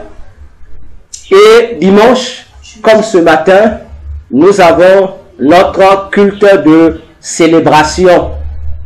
Alors, nous avons passé un bon moment de prière. Dimanche, nous sommes priants de 9 h jusqu'à 12h30. Alors, que Dieu nous bénisse. Faisons plus de violence pour nous maintenir dans l'alliance de Dieu en cette année 2023, parce que les choses ne feront que devenir de plus en plus difficiles. Et dans ce séminaire, dans cette étude, même seulement avant que nous arrivions en 2024, je vous parlerai des réalités de 2024, de 2025 et de 2026. J'en ai. Ne vous en faites, j'en ai. Je vous dirai ça. Pour que, comme j'ai dit, avec moi, j'ai appris à exécuter Daniel 12, 4. Lorsque les saints lisent les révélations de Dieu, ils sont en avance. Ils ont une connaissance augmentée par rapport au reste des habitants de la terre. Pour que, avant que tu arrives l'année prochaine, tu sais déjà, tu as déjà 4 mois d'avance par rapport à l'année. Tu te prépares déjà et tu prépares aussi ceux de ta maison ou bien ceux qui sont autour de toi. Alors, nous sommes à la fin. Nous allons donc élever nos voix là où nous sommes. Nous allons rendre grâce à Dieu pour ce moment rendu possible, pour ce culte dans lequel il nous a assistés. Élevons nos voix, disons merci au Seigneur.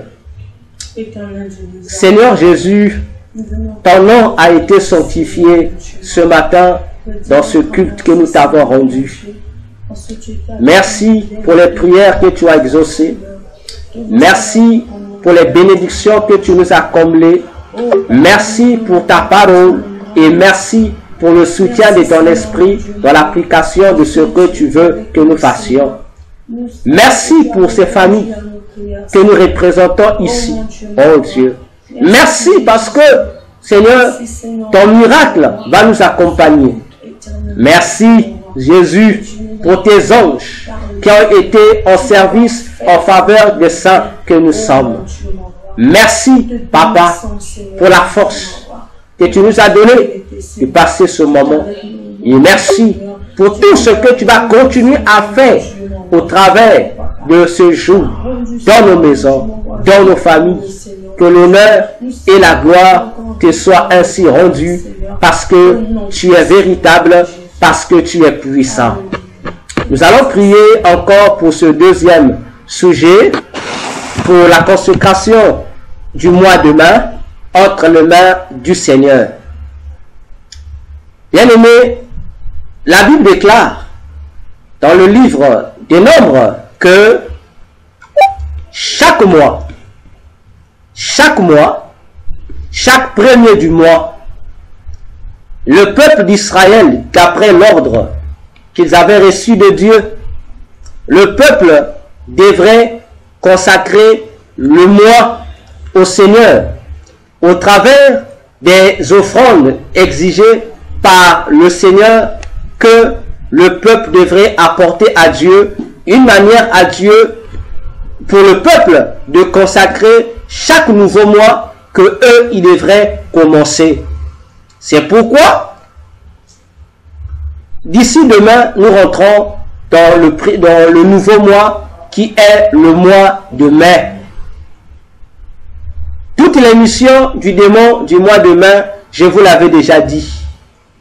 Comme j'avais dit, prenez note, gardez-les chaque mois pour consacrer vos mois. Référencez-vous aux fonctions, aux missions générales du démon du mois de mai. Mais ici, nous allons élever nos voix.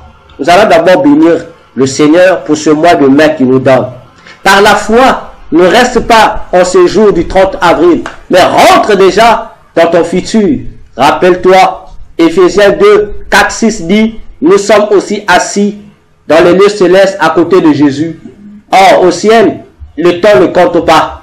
Ainsi, si nous sommes dans cet état d'éternité, ça veut dire que nous sommes en même temps au présent et en même temps au futur. Ainsi, dis merci à Jésus pour le nouveau mois de mai qu'il te donne en cette année 2023. Merci pour toi, ta maison, ta famille et pour ceux qui te sont chers. Élevons tous nos voix bien-aimées. Bénissons Jésus pour ce mois de mai. Prions le Seigneur.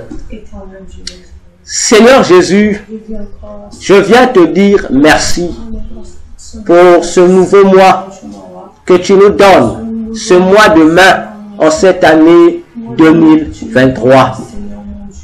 Seigneur, nous savons que si tu as disposé ce mois en notre faveur, c'est parce que il y a encore des choses puissantes, des choses grandes que tu veux réaliser avec nous et avec nos familles. C'est pourquoi, Seigneur Jésus, ce mois que tu nous donnes, nous déclarons que c'est un mois béni. Nous déclarons que c'est un mois, Seigneur, où nous serons surpris agréablement par toi.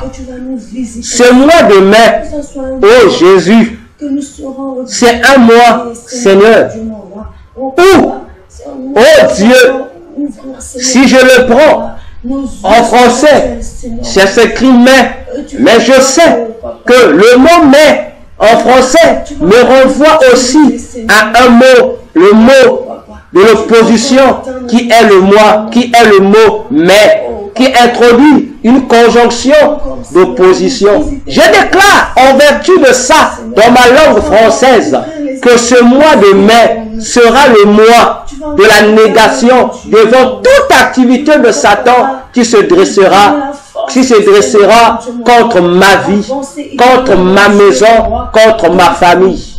Seigneur, en vertu de la langue française, le mois de mai est pour moi le mois où mes ennemis vont rencontrer, Seigneur, ta riposte.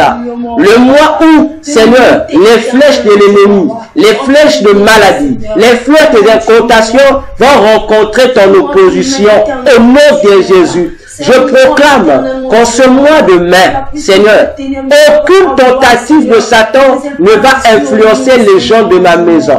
Aucune programmation maléfique de Satan, Seigneur, ne va triompher dans ma maison. Oh Dieu, tout le long de ce mois de mars, Seigneur, personne dans ma famille, personne dans ma maison, personne parmi les gens qui sont sous notre responsabilité spirituelle ne sera victime, Seigneur, des menaces, des agissements du monde des ténèbres. Personne, Seigneur, parce que ton main m'accompagne, ton main est ma couverture, ton main est ma protection.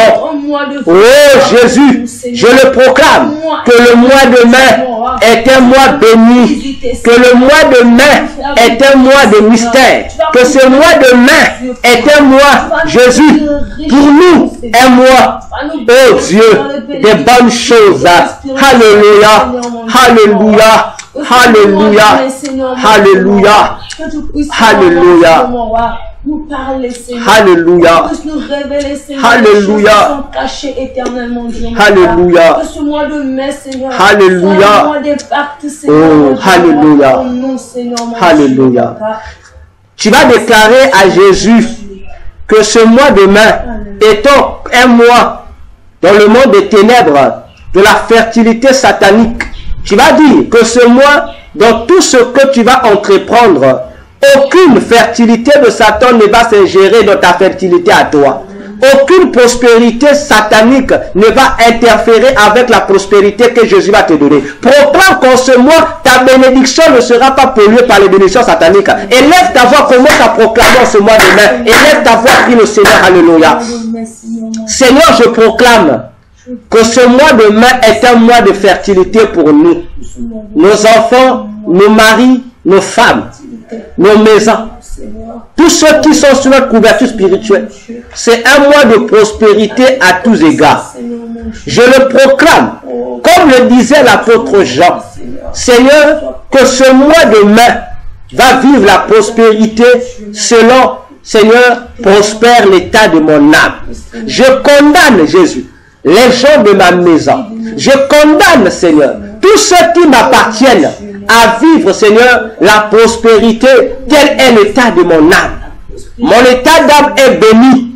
Seigneur, je proclame aussi la bénédiction de mon état d'âme va caractériser ce mois de mai. Seigneur, tout ce que les gens, mes gens vont entreprendre réussiront au nom de Jésus parce que l'onction de la réussite les accompagne. Tu as dit, Seigneur, confiez-vous en ces serviteurs, vous réussirez. Je proclame en vertu, Seigneur, de l'onction que j'ai. Seigneur, je communique mon onction au mois de mai. Et je proclame, Seigneur, que ce mois de mai va apporter la réussite à tous les domaines pour mes gens. Au nom de Jésus. Seigneur, je proclame que l'échec ne fera pas partie, Seigneur, de leur parcours. S'il y a l'échec, ça sera pour leur bien. Ça sera pour leur apporter, Seigneur, les compétences ou les outils ou les financements que eux ont manqué à voir. Seigneur, je proclame qu'en ce mois de mai, Seigneur, que les stériles, Seigneur, seront, oh Dieu, fertiles. Je proclame qu'en ce mois de mai, ceux qui sont à la recherche des maisons, Seigneur, ils trouveront des maisons à bon prix.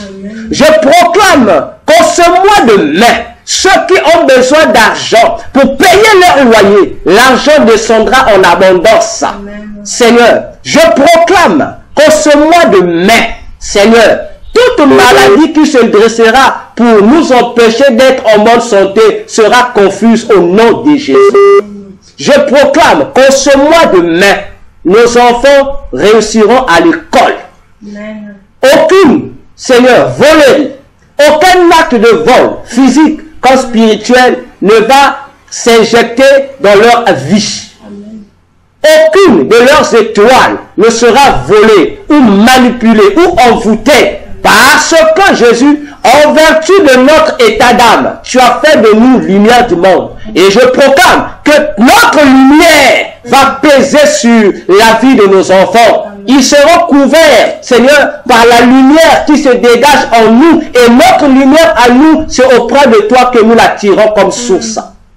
Seigneur tendre Père, je proclame qu'en ce mois de mai, tous les païens qui sont dans notre maison, tous les païens qui sont dans notre famille, Seigneur, ils vont te rencontrer sur leur chemin comme Paul t'a rencontré sur le chemin de Damas. Je proclame que tout agent de Satan dans ma famille, dans ma maison, dans mon environnement, dans mon quartier, dans mon pays, il m'a pris pour ennemi. Il comprendra que je suis toujours supérieur à lui en ce mois de mai. Il sera sous mes pieds et je serai au-dessus de lui en tout et pour tout. C'est pourquoi Jésus, je marche déjà sur tous les projets que ces ennemis-là sont en train de faire. Et vont faire cette nuit-là à minuit contre moi, contre ma maison, contre ma famille. Je marche déjà sur leurs projets. Parce que tu m'as dit, tout lieu où foulera la plante de mes pieds me sera donné en héritage et en possession. Leur complot avec les démons territoriaux de mon quartier, c'est là je marche dessus. Amen. Parce que je suis un roi. Et eux, ce sont mes esclaves. Je marche dessus. Seigneur, les mauvais sorts qui seront prononcés contre moi, je les convertis en bénédiction en ma faveur. Amen. Parce que tu as dit par la bouche de Balaam qu'aucune malédiction ne peut atteindre ton peuple, Jésus. Seigneur, tous les tribunaux nocturnes qui vont s'organiser contre moi, je proclame que dans les tribunaux, au lieu de me condamner, ce sont ceux qui m'ont accusé dans ces tribunaux qui seront eux-mêmes accusés. Parce que tu as dit dans Ésaïe, Jésus, que toute langue qui s'élèvera contre moi en justice sera coupée. Je proclame, Seigneur, que tout celui qui va faire une incantation sur mon nom, une incantation sur ma photo ou sur mon habit ou sur une partie de mon corps, Seigneur, qu'il comprenne réellement que, Seigneur, je suis en toi et toi en moi. Amen. Seigneur, tendre Père, je bénis ce mois. C'est le mois de la paix. C'est le mois de la prospérité à tous les niveaux pour moi, ma maison, mes enfants et surtout ceux qui m'appartiennent. Ainsi, l'ennemi n'a aucun droit pour agir, n'a aucun droit au nom de Jésus. Nous allons encore élever nos voix. Dans le monde de Satan, ce mois de mai est également le mois qui est contrôlé par les trois déesses qui gèrent le mot grâce. Vous avez la première déesse qu'on appelle Agla, la deuxième déesse qu'on appelle Éphosine et la troisième déesse qu'on appelle Tali, qui sont les trois divinités principales qui gèrent le mois de mai en donnant aux gens des fausses grâces, en condamnant les gens à être toujours là comme des gracieux, comme des pauvres gracieux. Mais je refuse, la parole de Dieu, que je ne suis pas un pauvre gracieux, mais je suis un gracieux méritant. Je refuse. Tu vas élever ta voix, mais n'aie pas peur. Dis à Jésus, je refuse qu'en ce mois de mai, que la grâce soit pour moi une faveur méritée. Je refuse. Je dis à Jésus, je n'ai pas besoin que Dieu puisse manifester une miséricorde pour moi. Je veux que Dieu me donne ce qui me revient de droit. En tant qu'enfant de Dieu et en tant que serviteur de Dieu, je réclame mes droits. Je veux être dans mes droits et non négocier mes droits. Élève ta voix, bien-aimé. Prie le Seigneur Jésus.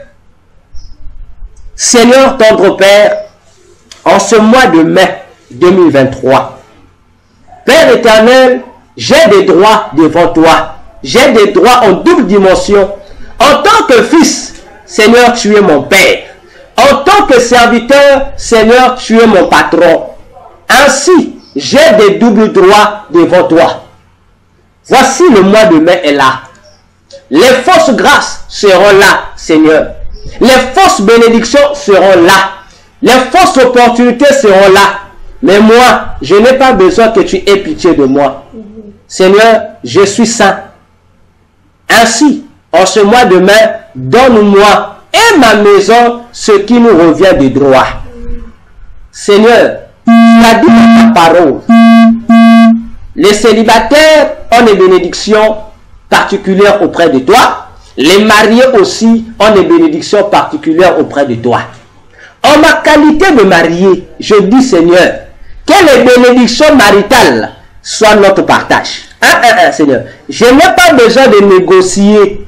Seigneur, je réclame que toutes les bénédictions que tu as réservées au couple en ce mois de mai, Seigneur, je proclame que cela nous parvienne au nom de Jésus. Seigneur, chaque mois, il y a des bénédictions que tu donnes aux enfants, particulièrement aux premiers-nés.